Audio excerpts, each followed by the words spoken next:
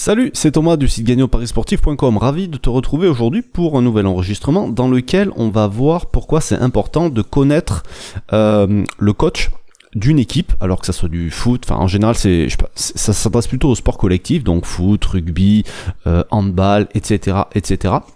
Et si je fais cet enregistrement aujourd'hui, c'est parce que j'ai posté un pronostic en vidéo la semaine dernière et que j'ai eu une remarque sur ce pronostic de la part d'une personne qui a été très pertinente et très intéressante, et les arguments qu'il a mis en avant, c'était au niveau du profil de l'entraîneur de l'équipe en faveur de laquelle j'avais parié.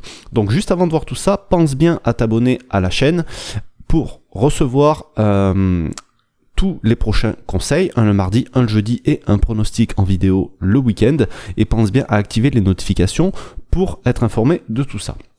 Alors, comme je te disais, cette vidéo elle fait suite à la remarque d'un internaute qui a laissé un commentaire sur une de mes vidéos. Alors j'aime bien les commentaires comme ça parce que c'est pas forcément de la critique, mais en tout cas c'est constructif et il peut y avoir débat sur le sujet, donc c'est très intéressant. Et du coup j'ai décidé de faire une vidéo là-dessus parce que cette personne-là a raison dans le sens où c'est important de connaître l'entraîneur d'une équipe. Pourquoi ? Parce que un entraîneur, il va avoir une personnalité, un certain charisme, plus ou moins de charisme en fait, plus ou moins d'autorité, et ça va se ressentir sur sa relation avec les joueurs et ça peut se ressentir sur les résultats de son équipe. Par exemple, on voit en ce moment à Saint-Étienne, c'est Ghislain Printemps qui a pris la suite de Jean-Louis Gasset. Ils ont travaillé ensemble pourtant la saison dernière, et cette année il est tout seul, Printemps, et c'est très compliqué. Il risque peut-être de perdre sa place, et ça montre bien que c'est plus la même personnalité qui est à la tête du club. Et alors les résultats sont différents, mais peut-être que la relation avec les joueurs est différente, et peut-être que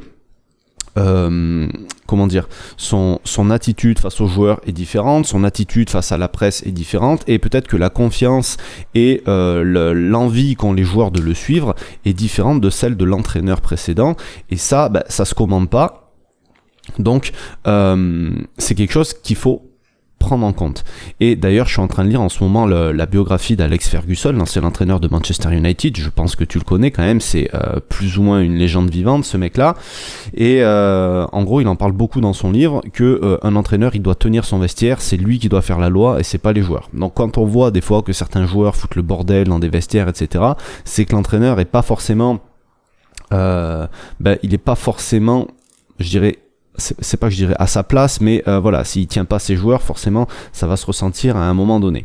Donc ça, c'est une des premières choses. Ensuite, il va y avoir, c'est important de connaître le style de l'entraîneur. Est-ce que c'est un entraîneur qui est plutôt porté sur l'offensif, plutôt sur le défensif? Est-ce que c'est quelqu'un qui joue surtout avec la possession de balle? Est-ce que c'est quelqu'un qui va surtout jouer sur des contres, etc., etc. Est-ce que c'est quelqu'un qui va beaucoup faire tourner l'effectif? Est-ce que c'est quelqu'un qui va se baser toujours sur le même 11, etc., etc.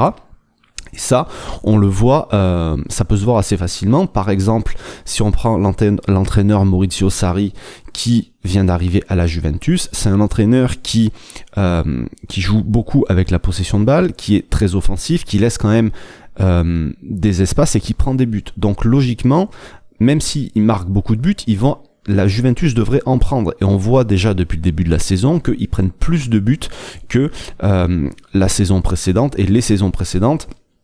Quand ils avaient un autre entraîneur qui tenait beaucoup plus la baraque. Alors certains diront cette année Chiellini est blessé, nana, mais même quand il était là en début de saison, déjà la Juventus prenait plus de buts. C'est pas forcément dramatique, mais en tout cas ça vient du style de l'entraîneur. Ensuite, chaque entraîneur va avoir un parcours, va avoir un palmarès. Donc ça, c'est aussi important de le savoir. Il y a des coachs, par exemple, qui sont faits pour la Ligue 2. On prend Furlan, qui a été l'entraîneur de Brest l'année dernière. Il a réussi à faire monter Brest. Ça a été sa mission. Là, il a pris Auxerre cette année. C'est quelqu'un... Il fonctionne très bien en Ligue 2, comme il y a des joueurs qui fonctionnent très bien en Ligue 2, mais en Ligue 1, c'est pas du tout pareil. Donc, c'est pour ça que c'est important de connaître ce genre de choses-là. Et d'ailleurs, pour en revenir au coach sur lequel l'internaute a fait le commentaire l'autre jour, Il disait que, donc il parlait de l'entraîneur de Metz, Vincent Ognon, il disait la seule chose qu'il a fait, c'est envoyer Nancy aux portes de la relégation en nationale quand ils étaient en Ligue 2. Donc bon voilà, c'était pour parler un petit peu du parcours de ce mec-là. Et il faut vraiment s'appuyer dessus parce que si c'est quelqu'un qui a toujours des mauvais résultats quand il prend une équipe, ben forcément les résultats de l'équipe qu'il vient de prendre, est-ce que c'est lui qui est en cause à chaque fois, est-ce qu'il vient là pour sauver la situation à chaque fois, etc., etc. Donc c'est des choses qu'il faut regarder. Il faut regarder les réussites, les échecs des différents entraîneurs, etc. Est-ce que c'est un entraîneur qui prend des bonnes décisions? Est-ce que s'il fait des bons choix pendant les matchs? Est-ce qu'il fait les bons changements au bon moment, etc., etc. Alors ce critère-là est peut-être plus difficile à évaluer quand on suit pas les matchs, mais n'empêche que c'est quelque chose qui est tout aussi important. Connaître le coach d'une équipe, ça peut donner pas mal d'infos. Ça va pas donner des infos sur les futurs résultats de l'équipe, mais voilà. Tu sais que tu peux l'utiliser, et en tout cas c'est important, surtout quand il y a des changements d'entraîneur, quand on arrive au bout de quelques matchs, voilà, quand il y a des équipes qui ont des mauvais résultats, il y a les entraîneurs qui changent, en début de saison il y a des entraîneurs qui changent, et donc c'est important de savoir un petit peu le nouveau mec qui arrive, savoir ce qu'il peut apporter à l'équipe, et savoir ce que ça, autant dans le bon sens que dans le mauvais sens, et tu verras que ça pourra expliquer certaines choses sur les résultats d'une équipe. Donc pour en savoir un petit peu plus sur les entraîneurs, je vais te donner deux sources qui sont assez simples. Tu vas avoir Wikipédia, tu tapes le nom de l'entraîneur et si c'est un entraîneur c'est sûr, si tu tapes le nom d'un entraîneur de national au foot, tu vas pas avoir forcément beaucoup d'informations, mais pour ce qui est du reste, tu devrais en trouver facilement. Et sinon, il y a le site Transfer Market qui va te donner tous les résultats passés en détail de chaque entraîneur. Voilà ce que je voulais te montrer aujourd'hui.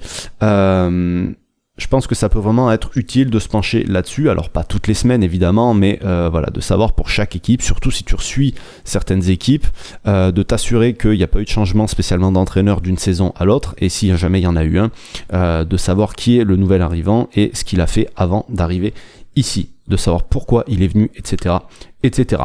Avant de partir, tu peux télécharger tous les outils que j'utilise dans mes paris sportifs. Donc c'est un pack de fichiers que tu vas pouvoir télécharger.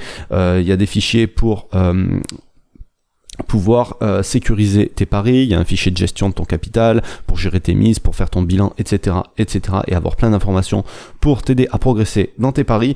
Tout ça, c'est en dessous de la vidéo, tu as un lien, il suffit de cliquer dessus, rentrer ton mail et tu vas pouvoir télécharger tout ça. Sur ce, je te laisse, je te dis à bientôt, je te souhaite plein de réussite dans tes paris, salut.